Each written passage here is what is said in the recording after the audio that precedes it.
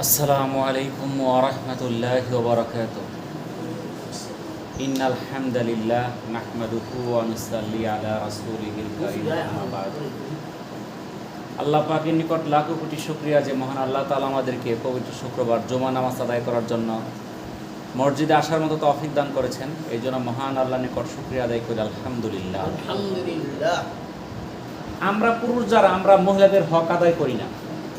আমরা বিভিন্ন সভা সমাবেশে মিটিংয়ে আমরা শুধু স্বামীর হক নিয়ে চিন্তা করি, স্ত্রীর যে হক আছে এই বিষয়ে আলোচনা খুবই কম হয়। কি বলেন, কথা সত্য না মিথ্যা?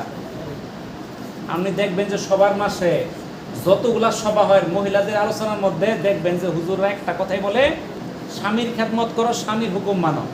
কিন্তু যখন পুরুষদের আলোচনা হয় তখন স্ত্রীদের যে হক আছে এটা নিয়ে একটা কথাও বলে না। কথা সত্য না মিথ্যা বলেন?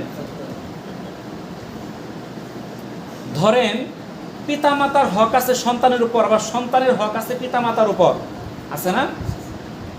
এখন কার হক কে আদায় করবে আগে?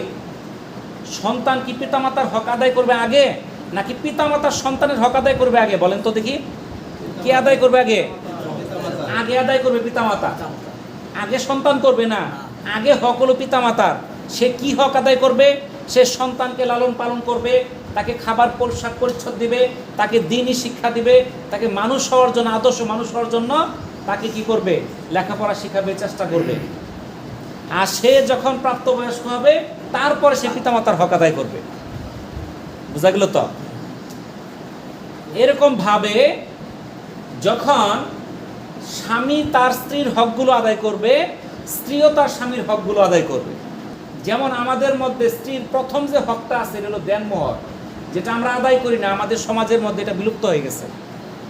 এখন স্ত্রীর হকগুলো এই দেনমোহরটা আদায় করে না। হাদিসে আছে যে ব্যক্তি এই যে দেনমোহর বাকি থাকা অবস্থায় মারা যাবে, হাসরের ময়দানে সে জিনাকারী হিসেবে পুনরুত্থিত হবে। আমাদের শক্তি সামর্থ্য টাকা পয়সা থাকার পরেও আমরা দেনমোহর দিই না। এখন আপনার সামর্থ্য কম আছে, আপনি কম দেনমোহর করবেন। আপনি 10 লাখ 20 লাখ 50 লাখ করছেন কেন? আপনার সামর্থ্য নাই। আর যদি 10 লাখ করে থাকেন আপনার আদায় করতে হবে। সেটা মাপ চাইলে মাপ হবে না। আপনি যতই চান আপনার মাপ হবে না। কেন হবে না? আপনি 10 লাখ টাকা কাবিন করেন, সুন্দরভাবে চলতেছে বিবাহ সম্পর্ক, কোনো এক সময় বিবাহ বিচ্ছেদ হয়ে গেছে, ওই মহিলাটা মামলা করবে কি করবে না? বলেন, মামলা করবে। তাহলে বোঝা গেল এটা মওকুফ করে নাই, মনে মনে রেখে দিছে সুযোগে চামুক, আর না পাইলে চাইলে কি দিব না, আমি ঝগড়া করে লাভ আছে, ওর চেয়ে স্বামীর মন খারাপ করে লাভ, মাফ করে দিলাম মনে মনে। কিন্তু হাসরের ময়দানে কেউ কাউকে ছাড়বে না। পিতা পুত্রকে ছাড়বে না, স্ত্রী স্বামীকে ছাড়বে না, স্বামী কি স্ত্রী কেউ ছাড়বে না। যার যার হক সে আদায় করে নেবে, কারণ সেখানে একটা নেকির বিশাল মূল্য রয়েছে। তখন কিন্তু ঠিকই আদায় করতে হবে। বুঝতে পারছেন তো? যদি আজকের যুগে আমরা এই স্ত্রীদের দেনমোহরটা দিতাম, তাহলে তারাও কিন্তু হজের কি হইতো? সামর্থ্য হইতো, ফরজ হইতো। দেখা গেলো আপনি 5 লাখ টাকা কি করছেন, কিংবা 1 লাখ টাকা কাবিন করছেন, আগেকার যুগে যখন করছেন, এখন তো 10-20 লাখ করে, আগে তো 10-20 লাখ করছে না, 10,000 করছে। ওই 10,000 টাকা যদি আপনি দিতেন, সে 5 কাঠা জমি কিনতে পারতো। ওই সময় পারতো না? 10 কাঠা কিনতে পারতো। তাহলে 10 কাঠা কিনে থাকতে পারলে এখন সে জমি বিক্রি করে সে হজ করতে পারতো। কি বলেন? কিন্তু আমরা দেনমোহর আদায় করি নাই। এখন বলি যে তার উপর হজ ফরজ হয় নাই। কি জন্য আমরা তাকে বঞ্চিত করছি? এটার জন্য আমাকে হিসাব দিতে হবে।